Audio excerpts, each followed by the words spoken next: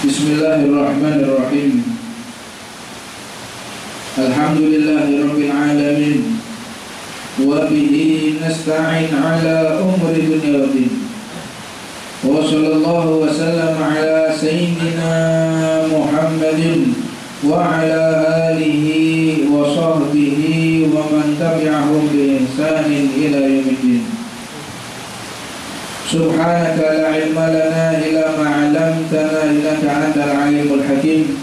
Rabbi shrah li sadri wa yassir li amri wahlul 'uqdatam min lisani yafqahu qawli. Assalamu alaikum warahmatullahi wabarakatuh.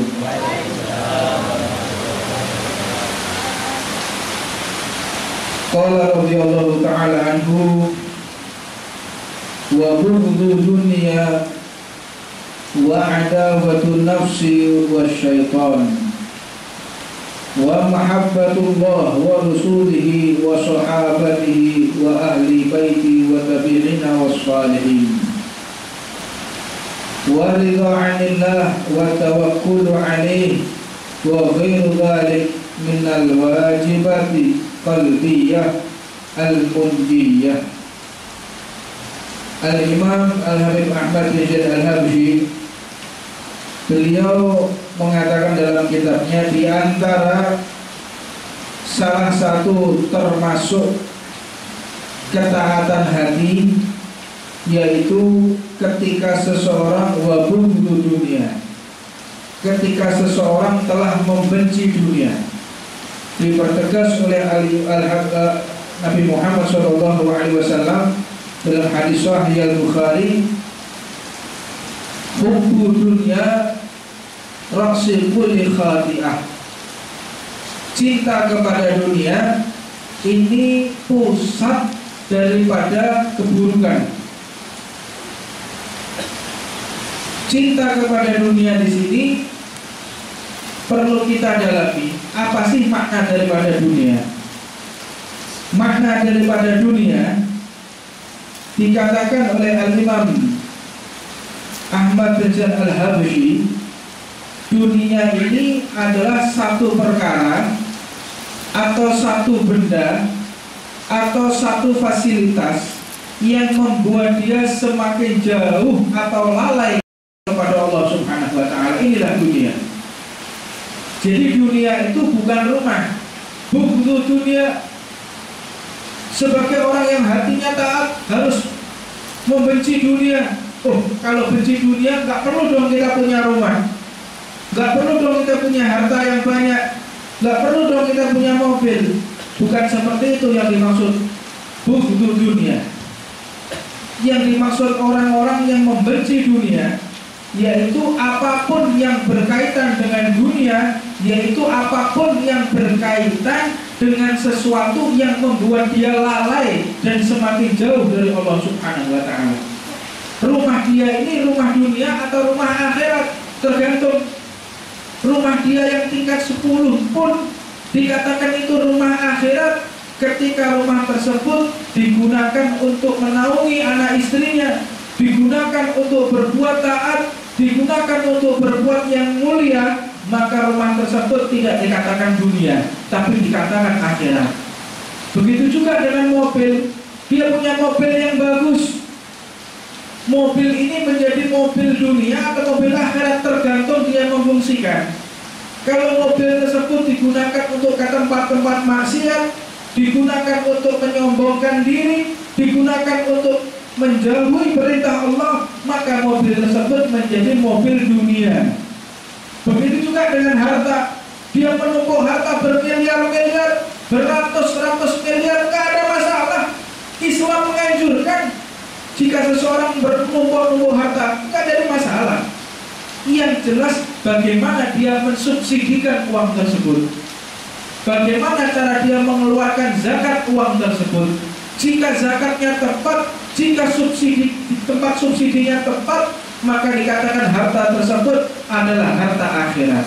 Jadi ketika kita menanggapi hadis Nabi Muhammad, jangan langsung kita mengatakan hubbud dunya ra'si kulli khati'ah. Cinta kepada dunia itu asal muasal daripada segala keburukan. Dan Nabi Muhammad SAW pun mengatakan, Tidak ada satupun yang aku khawatirkan untuk umatku menjadi murtad. Nggak khawatir kan? Tidak ada satupun umatku menjadi syirik, saya nggak khawatir. Jadi kalau seseorang sekarang memperjuangkan kesyirikan, salah tempat mereka. Jika seseorang memperjuangkan ini suatu perkara yang bid'ah, itu tidak dikhawatirkan oleh Nabi Muhammad. Untuk dia murtad sekalipun keluar dari Islam, nggak ada sedikit pun kekhawatiran yang disampaikan oleh Nabi Muhammad SAW. Tetapi yang paling dikhawatirkan oleh Nabi Muhammad SAW yaitu adalah hubbud dunya.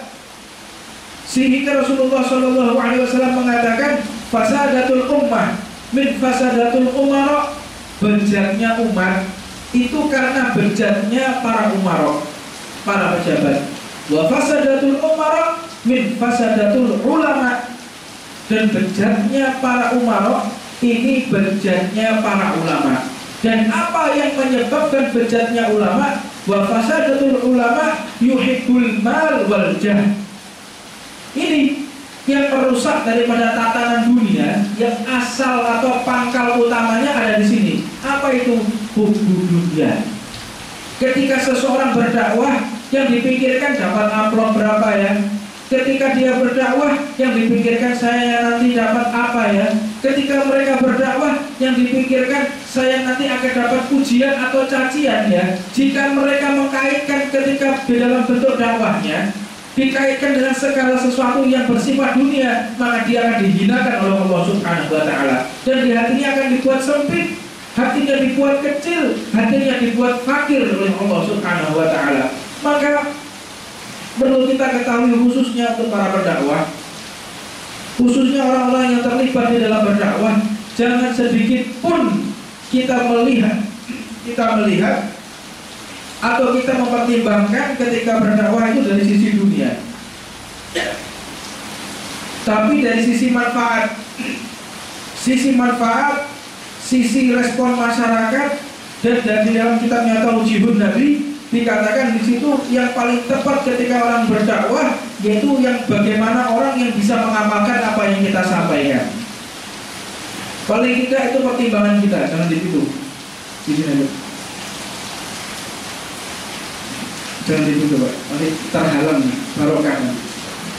Makruh duduk di situ.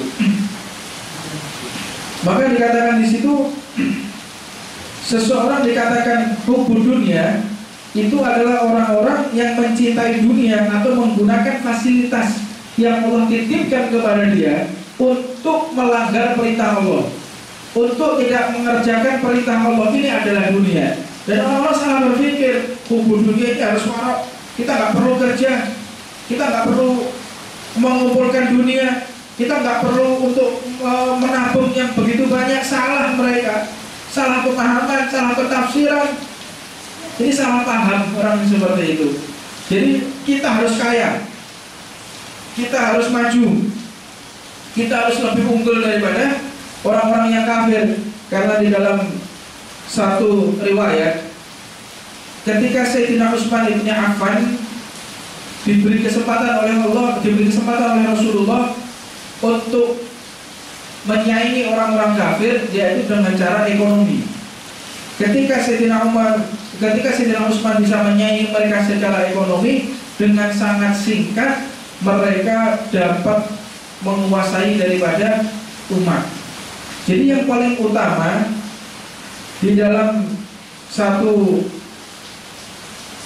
kenegaraan, dalam satu negara, dikatakan di situ ketika kita mempelajari sirah Sayyidina Utsman, beliau ini orang yang paling ahli untuk berdagang. Jadi untuk cara mengalahkan daripada orang-orang kafir dengan cara berdagang. Dengan cara berdagang tersebut, maka semakin tepat yang namanya kita bisa mempengaruhi keadaan. Maka di dalam kesempatan yang mulia ini, di samping kita membahas tentang masalah kitab, maka kita harus dewasa dan mempersiapkan apa yang akan kita alami. Sebentar lagi ini akan ada yang namanya MIE, atau dikatakan Masyarakat Ekonomi ASEAN. MIE ini secara singkat ini harus kita bahas. Karena ini yang akan menentukan masa depan anak-anak kita dan akan menentukan daripada kita ini selamat atau tidak. Sebab ketika ekonomi sudah dikuasai orang kafir, kita ditindas, pasti kita akan diperlakukan buruk oleh mereka. Maka kita bisa melihat negara-negara kafir yang mereka memperlakukan kehinaan kepada perempuan-perempuan Islam. Tidak sedikit mereka memperkosa daripada perempuan-perempuan Islam. Untuk ini kita bahas, apa kesiapan kita untuk menghadapi peperangan ini. Ini peperangan nyata ini. Jika kita mau melihat, ini akan kami jelaskan dan benar-benar dipertimbangkan. MIE secara singkat berisi 5 hal, yaitu diberitahukannya atau diberlakukannya arus bebas antar sesama negara di ASEAN melalui yang pertama arus bebas barang, yang kedua arus bebas jasa, yang ketiga arus bebas tenaga kerja terampil, yang keempat arus bebas tenaga modal atau bebas modal, atau seseorang boleh invest sebesar-besarnya di Indonesia. Yang kelima, investor asing diberi kebebasan semau dia.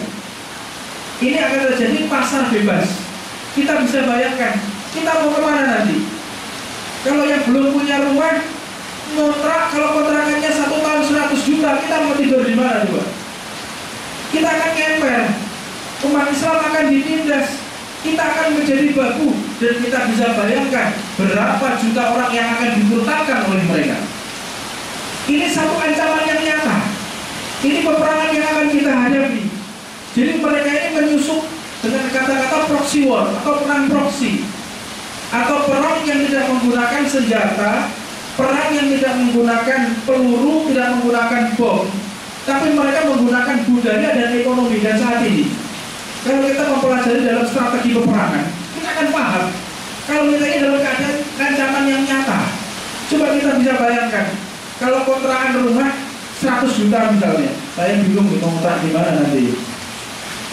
Ini kita bisa mikir, 100 juta penghasilan kita 1 bulan nggak sampai 5 juta. Kita mau tidur di mana coba? Nggak masuk akal. Kita bisa hidup lagi di Indonesia kalau caranya seperti itu. Belum lagi koruptornya. Untuk kelima hal tersebut, kita punya kesempatan yang sama. Apakah kita akan menyerbu negara ASEAN lain dengan jasa kita, dengan keterampilan kita, dengan modal kita, dengan daripada kecanggihan daripada keahlian kita? Jawabnya pasti tidak mungkin. Dalam keadaan yang seperti ini, yang safety seperti ini, belum ada investor asing, belum ada tenaga kerja terampil dari negara-negara lain, maka kita sudah kerabutan. Banyak orang-orang dipecat, orang-orang di PHK banyak sekali. Tapi kalau sudah masuk mereka, di antara yang kita ketahui, ini berita daripada Kodam 5 Brawijaya yang mereka sudah melihatnya, dikatakan 1.000 warga Filipina sejak Oktober 2015 telah mengikuti kursus bahasa Indonesia, dan pada Maret 2016 akan diberi pelatihan tentang penggunaan GPRS serta belajar kebudayaan Indonesia untuk disiapkan menjadi sopir taksi. 1.000 orang. Ini mereka sudah siap. Bayangkan berapa orang yang akan masuk ke Indonesia. Mereka 1.000, tapi prakteknya 100.000 mereka. Saat ini terang-terangan kita ngomong, sudah terjadi pertukaran dari partai politik. Mereka menukar kader dengan Partai Komunis Taiwan. Sudah terjadi. 1 juta orang didatangkan ke Indonesia yang berideologi komunis. Ini PKI sudah didatangkan ke Indonesia. Sejumlah 1 juta orang-orang komunis. Ini siap-siap kita sudah. Yang dikatakan oleh guru kita Al-Habib Abu Bakar Al-Masyhur, kita harus benar-benar siap. Ini bukan sesuatu bahan bercandaan. Kita harus benar-benar siap. Nanti ada solusi. Bagaimana cara kita menghadapi mereka? Dikatakan lagi, ratusan pebisnis dari Thailand telah mengikuti kursus kilat bahasa Jawa. Ini kita harus sampaikan ini. Kita akan sampaikan ke podium-podium agar umat Islam ini pada sadar untuk bisa masuk berbisnis di Jawa tanpa perantara. Jadi maknanya apa? Mereka lihai. Ketika mereka lihai, tampangnya sama seperti kita, mereka bisa bahasa Jawa. KTP siapa yang orang nggak bisa buat KTP? Berapa orang-orang pengkhianat yang mereka membuat KTP 2, 3, 4, 5? Bisa aja kita di Indonesia tinggal berapa uang kita mau ngapain aja bisa di Indonesia. Kondisi udah seperti itu saat ini. Berikutnya di Vietnam, ribuan guru sedang melaksanakan kursus bahasa Indonesia dan mereka belajar budaya Indonesia, dan tidak sedikit di antara mereka belajar akromo Jawa, daripada huruf-huruf Jawa, kromo inggil, belajar kromo inggil, aksara Jawi, belajar semua mereka untuk menulis daripada bahasa Jawa, untuk mengelabui daripada orang-orang Indonesia nantinya. Dan mereka ini akan membuka privat khusus bahasa Inggris, juga akan membuat kursus Mandarin dengan ideologi komunis mereka. Berapa orang yang akan dimurtadkan tadi? Mereka punya modal, mereka punya keahlian, mereka punya bahasa yang bagus, dan pendidikan mereka tinggi. Kita bisa bayangkan, ini ancaman nyata saat ini. Dan dikatakan ratusan konsultan dan keuangan ini di Singapura nanti akan mereka limpahkan ke Indonesia semua, dengan mereka saat ini sudah mempelajari sebagian 80% mereka sudah belajar bahasa Jawa semua. Jadi kalau belajar bahasa Jawanya susah kita bisa membedakan. Mereka ini benar-benar akan masuk ke Indonesia dengan bahasa Jawa. Bayangkan nih Pak, apa yang terjadi? Ini orang S3 semua loh Pak. Doktor mereka belajar bahasa Jawa dari Singapura, yang dididik, dipersiapkan untuk menguasai Indonesia. Jadi perang yang nyata saat ini akan perang ini. Ini bukan sesuatu yang bercandaan, bukan. Ini naudzubillah juga. Kalau sampai benar-benar terjadi. Lalu dikatakan ribuan warga Myanmar. Anda masih ingat Myanmar? Myanmar itu yang membantai umat Islam, mereka yang memotong, mereka membakar anak kecil, dibelah jadi dua, itu Myanmar. Ini dipersiapkan sejumlah ratusan ribu orang akan masuk ke Indonesia dengan keterampilannya, dengan keahliannya. Di pertengahan tahun 2016, apa harus kita lakukan saat ini? Ini ancaman, ini benar-benar kita harus benar-benar memahami.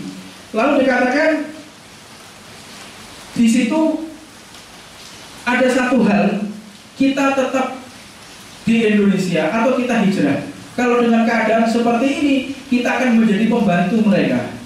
Untung-untungan kalau kita ini masih jadikan pembantu rumah tangga, masih untung, masih ada tempat tinggal. Kalau tidak, akan mati kelaparan semua bangsa Indonesia. Sopir dikuasai mereka, koki dikuasai mereka, dan juga tenaga-tenaga bengkel akan mereka kuasai. Daripada sistem-sistem GPRS, ahli-ahli untuk pembelajaran HP pun mereka ini telah mempersiapkan. Ahli elektronik loh mereka ini, mempelajari HP. Bayangkan mereka bisa menciptakan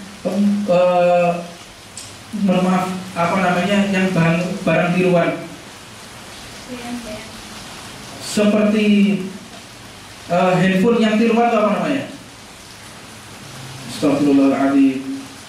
HP Cina itu, seperti Android yang lain sebagainya, itu sudah mereka bisa meniru Jepang yang sedemikian rupa. Lalu ketika mereka menciptakan di Indonesia, mendirikan investor-investor asing dari Thailand, dari Vietnam, mereka mendirikan pabrik-pabrik besar di Indonesia dengan tenaga kerja mereka. Ditaruh mana kita? Gak ono jatah semen gersing, gak ono jatah nih. Golsim gak ono. Itu apa semua ada. Kita mau kemana? Mereka lebih ahli kok, mereka lebih canggih, dan mereka lebih segala-galanya, pandai, pintar, terus capek kita kalah. Kita mau kemana? Habis kita. Ada satu solusi. Saya konsultasikan kepada guru-guru kita. Solusinya cuma satu: kembalikan Indonesia ke dalam syariat Islam. Ketika berdagang harus menggunakan dengan tata cara Islam. Babul baik, kita harus pelajari Islam. Ketika jual beli harus menggunakan ilmu fikihnya Islam. Ketika mereka memotong hewan-hewan mereka akan produksi bahan makanan. Ketika memotong hewan harus menggunakan syariat Islam. Kalau tidak, habis kita ini. Ini satu cara. Kembalikan Indonesia dalam negara Islam. Kalau tidak, habis. Ini tidak ada solusi lagi gitu. Mari kita saat ini masih ada waktu beberapa bulan ini. Insya Allah beberapa saat lagi kita akan sampaikan kepada masyarakat, dan kita semua sudah kompak, para habaib sudah kompak. Kita tahu ini ancaman nyata ini. Jangan kita ribut perbedaan NU Muhammadiyah, perbedaan ini sudah nggak usah sudah. Ini ancaman nyata yang akan menghabiskan umat Islam. Harus bersinergi semua di umat Islam. Tidak peduli dia alirannya apa, dia pemahamannya apa, nggak peduli kita. Yang penting ada kalimat asyhadu an la ilaha illallah wa asyhadu anna Muhammadar Rasulullah. Jadi kalau mau masuk Indonesia berdagang harus dengan syariat Islam. Mereka harus belajar Islam, dan mereka saya yakin orang-orang yang mereka berniat buruk kepada Islam tidak akan diberi kesempatan oleh Allah untuk mempelajari syariatnya Nabi Muhammad SAW. Adapun ketika mereka mendapatkan kesempatan belajar ilmu fikih, kita berkeyakinan mereka akan dibukakan hidayah oleh Allah Subhanahu wa Ta'ala dan akan membantu daripada umat Islam. Ini nggak ada solusi lagi. Silakan seseorang yang ingin beralasan atau membuat cara yang lain. Saya kira saya berpikir pun secara mendalam berhari-hari, saya berpikir tegang sekali. Ini udah nggak ada solusi juga, kecuali kita kembalikan Indonesia kepada syariat Islam. Kalau nggak habis, ya Allah alam. Ini mudah-mudahan kita dilindungi oleh Allah Subhanahu wa Ta'ala. Tetapi ini adalah realita di lapangan yang akan kita hadapi. Mudah-mudahan anak cucu kita diberi keselamatan oleh Allah Subhanahu wa Ta'ala, dijaga akidah mereka dalam akidah Ahlussunnah wal Jamaah, dan negara kesatuan Republik Indonesia selalu diberi keamanan oleh Allah, dijauhkan daripada musuh-musuhnya Allah, dijauhkan daripada aliran sesat, dan anak cucu kita bisa hidup dalam keadaan tenang, dalam keadaan diridhoi oleh Allah Subhanahu wa Ta'ala. Rabbana atina fid dunya hasanah wa fil akhirati hasanah wa qina adzabannar. Wa 'ala man wasayyihi wa sallallahu alaihi zaman wa 'ala man Muhammad bin Zaid al-Habsyi wal Arudi al-Fatihah.